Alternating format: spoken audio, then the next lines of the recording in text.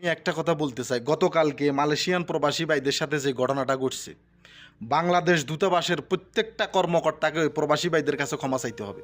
আসসালামু আলাইকুম, কি অবস্থা সবার? দূরে এবং কাছে যে যেখান থেকে ভিডিওটা দেখছেন সবাইকে আন্তরিক ধন্যবাদ। ভিডিওটা ভালো লাগলে লাইক কমেন্ট শেয়ার করে অন্যকে দেখার সুযোগ করে দেবেন। ভিডিওটা ভালো না লাগলে স্কিপ করে চলে যাবেন, কোনো সমস্যা নেই।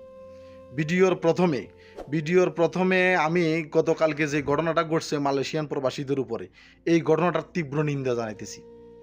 মালয়েশিয়ান প্রবাসী বাইরা পাসপোর্টের জন্য লাইনে দাঁড়াইছে, দেখলাম জলস্থির মতো একটা লোক একজনের কলার ধরিয়া লাইন থেকে বাইর করতেছে, আবার দেখতেছি একটা লাঠি হাতে সে এই প্রবাসী বাইটারে বাড়ি দিতে চাইতেছে। কেন রে, তুই জলস্থি কেন ওইখানে যাই এই ঘটনাটা ঘটাইতেছস? তুই 2 টাকার কর্মচারী। এই প্রবাসী মানুষগুলো দেশে কষ্ট করে, বিদেশেও কষ্ট করে। এই প্রবাসী মানুষগুলো বরাবরই তাদের অধিকার থেকে তারা বঞ্চিত, তারা তাদের প্রাপ্য অধিকারটুকু তারা পায় না।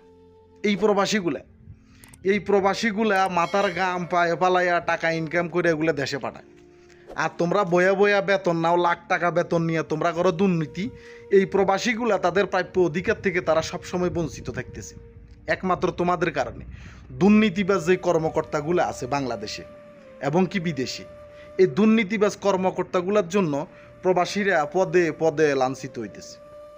প্রবাসীরা কখনো তাদের ন্যায্য অধিকারটা পাইতেছে না, শুধু দুর্নীতিবাজ কর্মকর্তাদের কারণ। বাংলাদেশে যে মাইন্দারি সরকারে আসুক, যে মাইন্দারি ক্ষমতায় আসুক, ওরা প্রবাসীদের জন্য কান্নাকাটি করে, প্রবাসীদের জন্য তারা এইটা করে লেতেছে, ওইটা করে লেতেছে, একদম প্রবাসীদের জন্য তারা উল্টে ফেলাইতেছে। কিন্তু বরাবরই ওই প্রবাসীগুলা লাঞ্ছিত বঞ্চিত, তারা তাদের অধিকার পায় না। দেশে যেরকম পাসপোর্টের জন্য তারা দাঁড়ে ঘুরতে হয়, বিদেশেও একই অবস্থা, সেম। এই অবস্থার উন্নতি হয় নাই কখনো। দুর্নীতিবাজদের কারণে এই অবস্থার কখনো উন্নতি হবে না।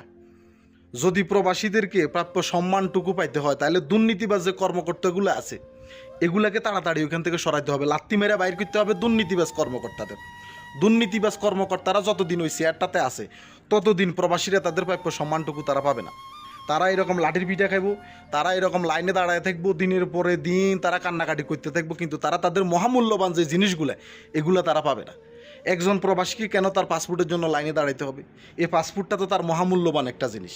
এই পাসপোর্টের জন্য সে লাইনে দাঁড়ায় কেন? তোমার হাতে মাইর খেব? তুমি জলস্থি কোথায় থেকে আসছো? তোমার বেতন কে দেয়? তোমার বেতনগুলো কোথা থেকে আসে? এই প্রবাসী যে রেমিটেন্সগুলো দেয়, এই প্রবাসী রেমিটেন্সগুলো কোথায় যায়? প্রবাসী রেমিটেন্সগুলো দিয়েই তো তোমার বেতন হয়। তুমি কেন তার গায়ে হাত তুলছেছ? সব শেষে সকল প্রবাসীদের কাছে একটাই আহ্বান, আপনারা সবাই মিলে প্রতিবাদ জানান।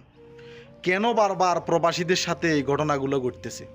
কেন বারবার প্রবাসীদের সাথে এটা হইতেছে? গতকালকের যেই ঘটনা, বাংলাদেশ দূতাবাসের প্রত্যেকটা কর্মকর্তাকে ওই প্রবাসী ভাইদের কাছে ক্ষমা চাইতে হবে।